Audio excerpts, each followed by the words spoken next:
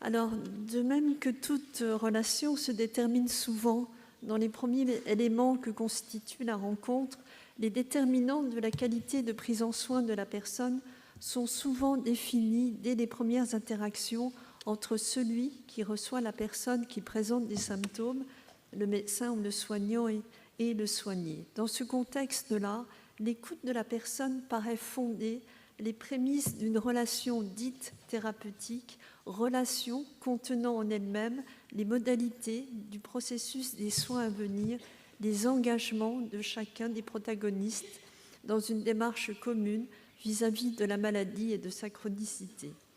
Pour autant, si nous soulignons comme postulat de base et d'accompagnement l'importance de l'écoute de la personne dès les premières interactions, mais aussi tout au long de la maladie, donner la parole au malade, écouter la plainte, la demande ou les attentes de la personne, mais aussi ses craintes, ses doutes et ses questionnements sur ses symptômes ne va pas de soi et il est parfois difficile de se rejoindre.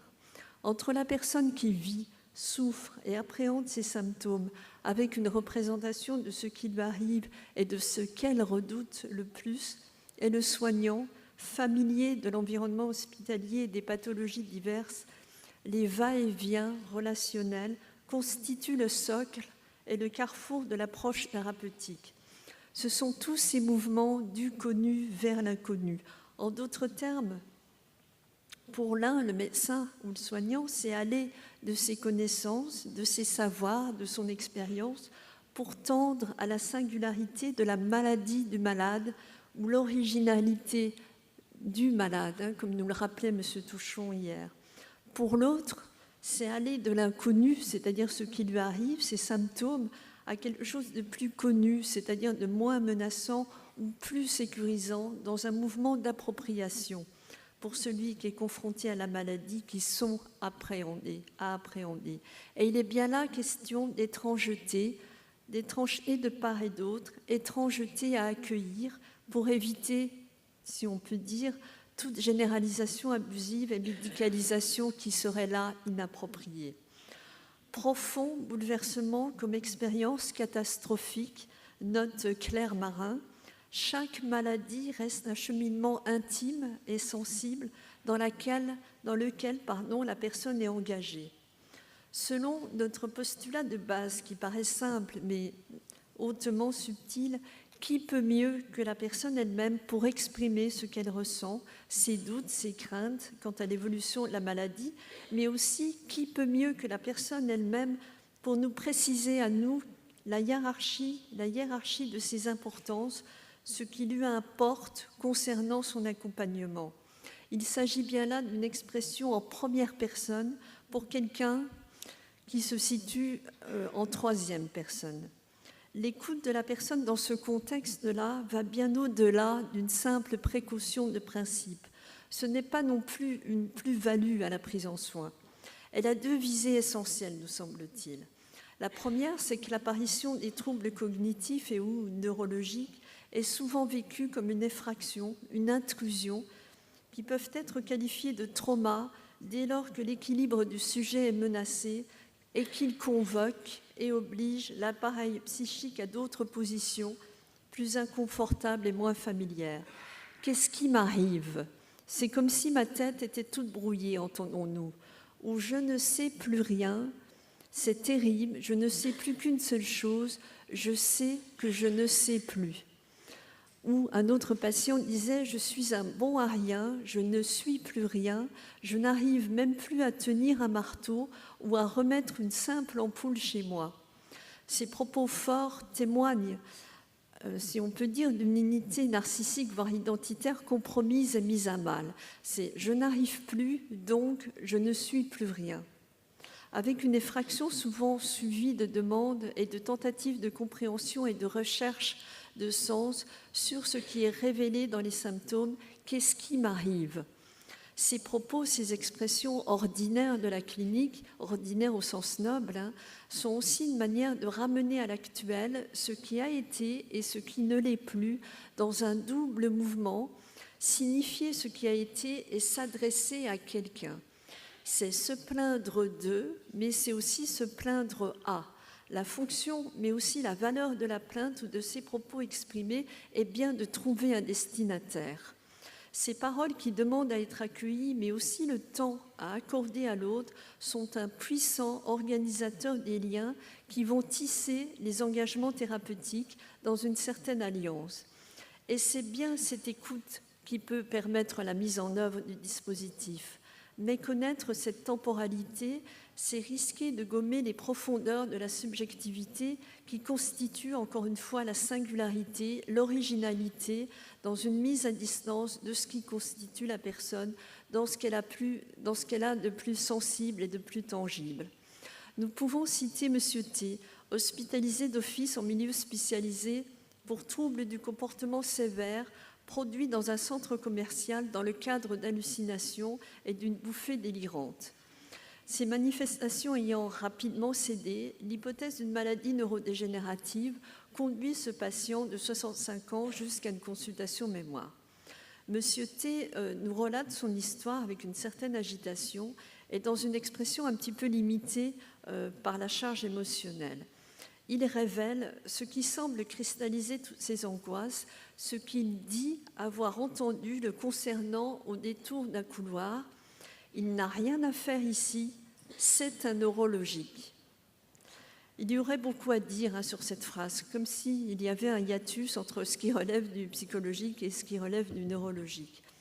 En ce qui concerne M. T, il traduisait bien la violence de ces mots chez lui. Il avait tout à la fois éprouvé le rejet, l'abandon, l'absence de considération et l'impensable chez lui, révélé à ce moment précis et d'après ses dires, la possible maladie neurologique comme celle dont son père était affecté. Son père avait eu une maladie de Parkinson qui avait été difficile à stabiliser par les médicaments et il gardait des images terribles de sa fin de vie. Et M. T nous dit « Le monde s'est écroulé et je n'arriverai pas, madame, à vivre tout ce qu'il avait vécu. » La brutalité de ces mots entendus dans un couloir l'avait conduit à l'impensable pour lui.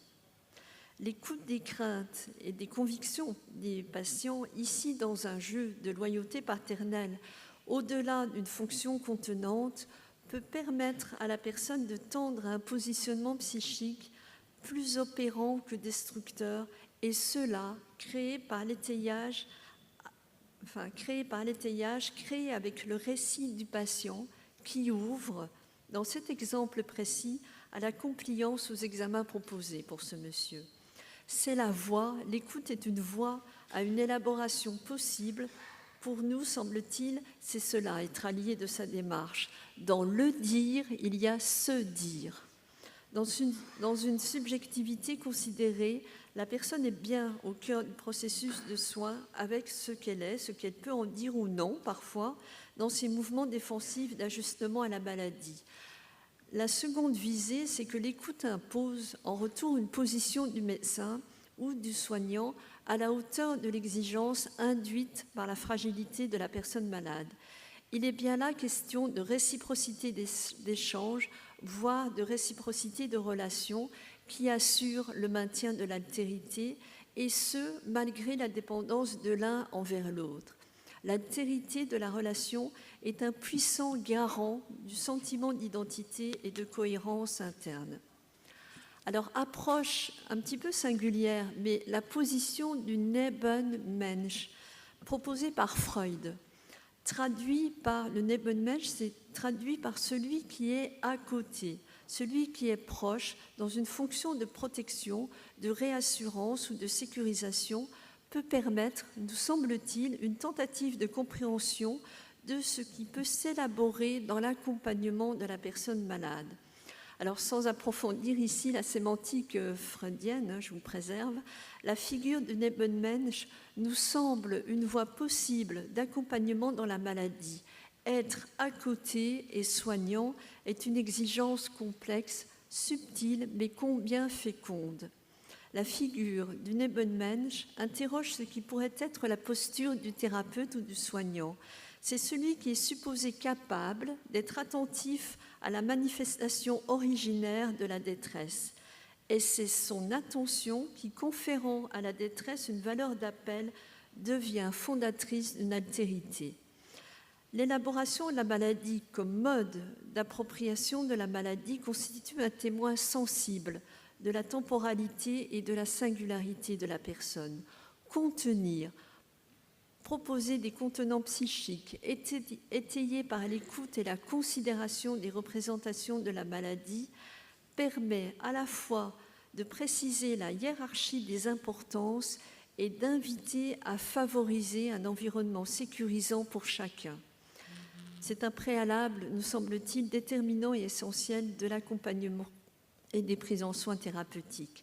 Rappelons pour finir que la maladie est violence, de cette violence fondamentale élaborée par Jacques Bergeret.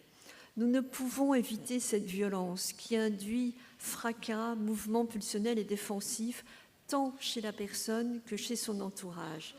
Mais une des exigences éthiques que nous devons aux patients est sans doute de ne pas engager d'autres formes de violence par nos conduites ou nos propos, comme nous l'avons vu tout à l'heure avec M. T. Alors Emmanuel Hirsch nous disait hier comment honorer les droits de l'homme en situation de fragilité. Alors de manière très modeste, par rapport à ce que vivent les patients, la voie possible, c'est peut-être d'élaborer toujours, de contribuer à la recherche autant se faire se peut et surtout de réfléchir aux thérapeutiques, aux accompagnements les plus adaptés à la personne et dans le respect de sa singularité et de son originalité, de l'expression de sa maladie tout au long de son évolutivité, dans un souci de l'autre, dans une attention à l'autre, être à côté, un Ebenmensch. Alors l'université d'été nous y invite, nous offre ce bel espace à penser durant quelques jours. Saisissons et surtout défendons cette belle opportunité et un grand merci à Emmanuel Hirsch de le favoriser ainsi qu'à toute son équipe.